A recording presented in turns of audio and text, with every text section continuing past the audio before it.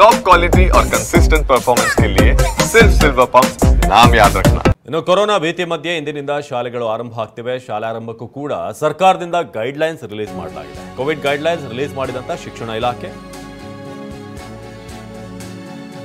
ಸರ್ಕಾರಿ ಅನುದಾನಿತ ಖಾಸಗಿ ಶಾಲೆಗಳಿಗೆ ಮಾರ್ಗಸೂಚಿ: ಜ್ವರ, ಕೆಮ್ಮು, ನೆಗಡಿ ಇರುವಂತಹ ಮಕ್ಕಳನ್ನ ಶಾಲೆಗೆ ಕಳಿಸಬಾರದು. ರೋಗ ಲಕ್ಷಣಗಳಿದ್ರೆ ವೈದ್ಯರ ಸಲಹೆಯಂತೆ ಚಿಕಿತ್ಸೆ ನೀಡಬೇಕು.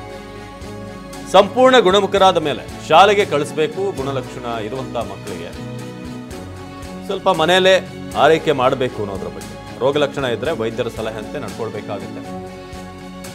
ಕಂಪ್ಲೀಟ್ ಆಗಿ ಅವರು ಗುಣಮುಖರಾದ ಮೇಲೆ ಶಾಲೆಗೆ ಕಳಿಸಬೇಕು ಅಂತ ಸೂಚನೆ ನೀಡಲಾಗಿದೆ. ಯಾಕಂದರೆ ಮಕ್ಕಳಲ್ಲಿ ಬಹಳ ಬೇಗ ಕ್ಲಾಸಲ್ಲಿ ಒಟ್ಟಿಗೆ ಕೂರೋದ್ರಿಂದ ಸೊ ಅವರಿಗೆ ಬರೋ ಮೂಲಕ ಮನೆಗೆ ಹೋದ್ಮೇಲೆ ಪೋಷಕರಿಗೆ, ಮನೆಯಲ್ಲಿರುವಂಥ ವೃದ್ಧರಿಗೆ ಎಲ್ರಿಗೂ ಕೂಡ ಅದು ಹರಡ್ತಾ ಹೋಗ್ಬೋದು. ಸೊ ಆ ಕಾರಣಕ್ಕೆ ಯಾರಿಗಾದರೂ ಈ ಜ್ವರ, ನೆಗಡಿ, ಕೆಮ್ಮು ಇಂಥದ್ದೇನಾದರೂ ಸಿಂಪ್ಟಮ್ಸ್ ಇದ್ದರೆ ನೀವು ಶಾಲೆಗೆ ಕಳಿಸುವಂಥದ್ದು ಪೋಷಕರು ಅದನ್ನು ಮಾಡಬಾರ್ದು ಅಂತ. ಗುಣಲಕ್ಷಣಗಳಿರುವಂಥ ಮಕ್ಕಳು ಶಾಲೆಗೆ ಬಂದರೆ ಪೋಷಕರಿಗೆ ತಿಳಿಸಿ ಮನೆಗೆ ಕಳಿಸ್ಬೇಕಾಗತ್ತೆ. ಶಾಲಾ ಸಿಬ್ಬಂದಿ ಕೂಡ ಇದನ್ನು ನೋಡಬೇಕು.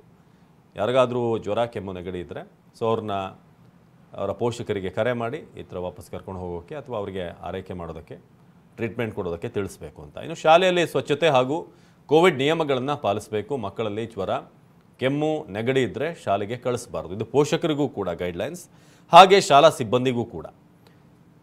ಸೊ ಏನಾದರೂ ಲಕ್ಷಣ ಕಂಡು ಬಂದರೆ ಶಾಲಾ ಸಿಬ್ಬಂದಿಗೆ ಸೊ ಅವರು ಕೂಡ ಮುಂಜಾಗ್ರತೆ ವಹಿಸಬೇಕಾಗತ್ತೆ.